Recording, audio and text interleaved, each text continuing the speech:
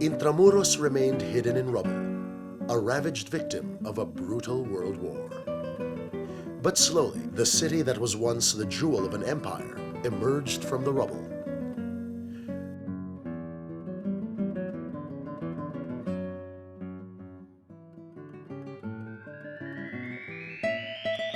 Built in the 16th century by labor conscripted from the Filipino and the Chinese communities, the edifices were elegant adaptations of European structures to the tropical materials and environment.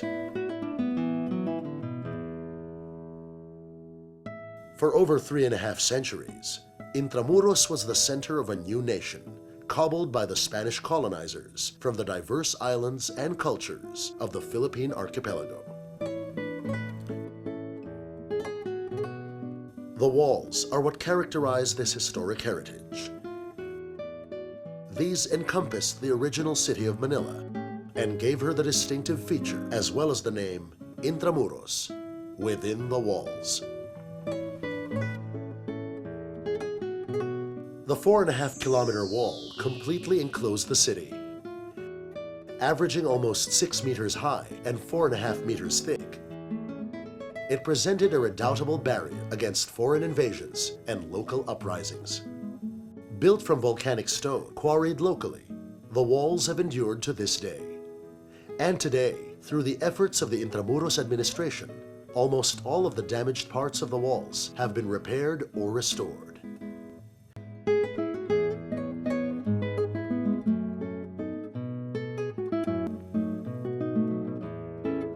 Secure gates allowed entry into the walled city.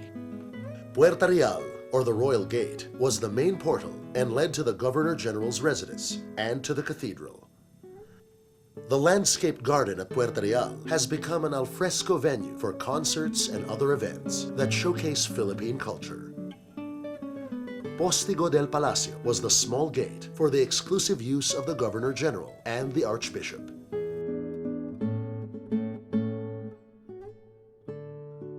Puerta del Parian was the principal gate leading to the Chinese district, where trade and commerce flourished.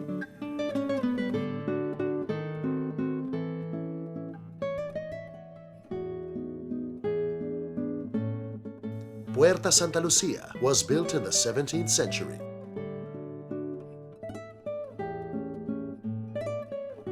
To allow access to the Malecon, the promenade by the shore of the Manila Bay. Puerta Isabel II was opened in 1861 to ease the increasing traffic between Intramuros and the rising commercial district of Binondo. Puerta Almacenes, beside Aduana, the customs house, was for access to the wharf, which in turn was the gateway for the opulent galleon trade. Laid out according to the best battle plans of the time, the walls of Intramuros are fortified by layers of defenses. Bulwarks, or baluartes, are wide platforms along the walls. Batteries of cannon were positioned on top and powder magazines below. San Andres,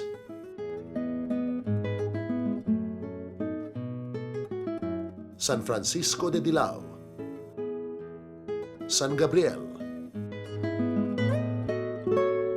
and San Diego, which was breached when the British invaders captured Intramuros in 1762.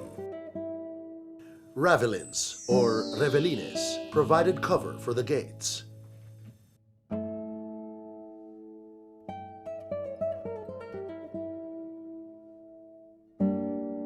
The redoubts, or reductos, are smaller but well-armed independent structures outside the walls that could fire on the advancing enemy or those that have reached the walls. The main garrison was Fort Santiago, strategically located at the mouth of the Pasig River.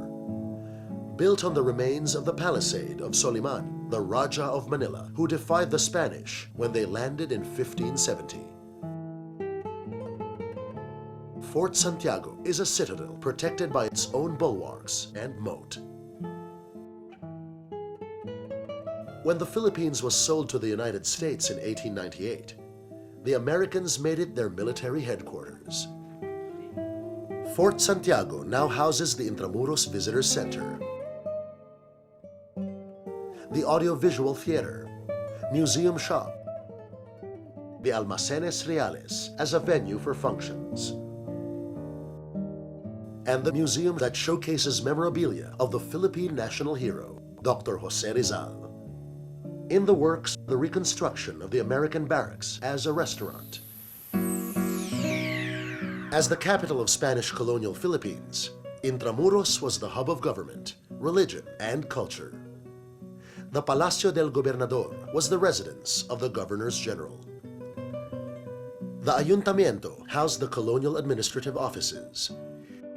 During the American occupation at the turn of the 20th century, it became the legislative building of the Philippine Commonwealth. Aduana, the customs house at the docks. Intendencia, the public treasury.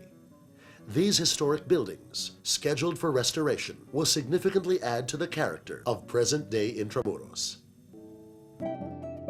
Intramuros was also the seat of the Catholic Church, the other prime mover of colonization. The Manila Cathedral was the grandest building, and it evolved through the centuries as it suffered fires, earthquakes, and invasions. Here the missionaries, the vanguards of the Catholic faith, built their best churches and convents. Among them, Santo Domingo, San Ignacio, San Francisco, Recoletos, Lourdes. Only San Agustin survived the ravages of the last World War. And they established schools, such as the University of Santo Tomas, the Ateneo Municipal, San Juan de Letran, among others. From these schools emerged the intellectuals who would defy the colonizers. The residences adapted to the tropics. Wooden columns that resisted earthquakes better than stone foundations. Large windows for maximum ventilation. Steep roofs to shed torrential rains. The best examples have been rebuilt in Plaza San Luis, a cluster that includes Casa Manila. As the commercial entrepot of Asia, Intramuros allowed its residences to be showcases for the unique melding of cultures. Here the works of Philippine craftsmen stood side by side with those from Europe and Asia. The flavor of old Intramuros has been maintained by the restoration of other structures and by designing new buildings in the colonial style. Intramuros has survived ravages of time, natural disasters, wars, and neglect. As it has done so many times in her past, she is again on another threshold in her evolution. The parks and public places within the enclave are being revitalized.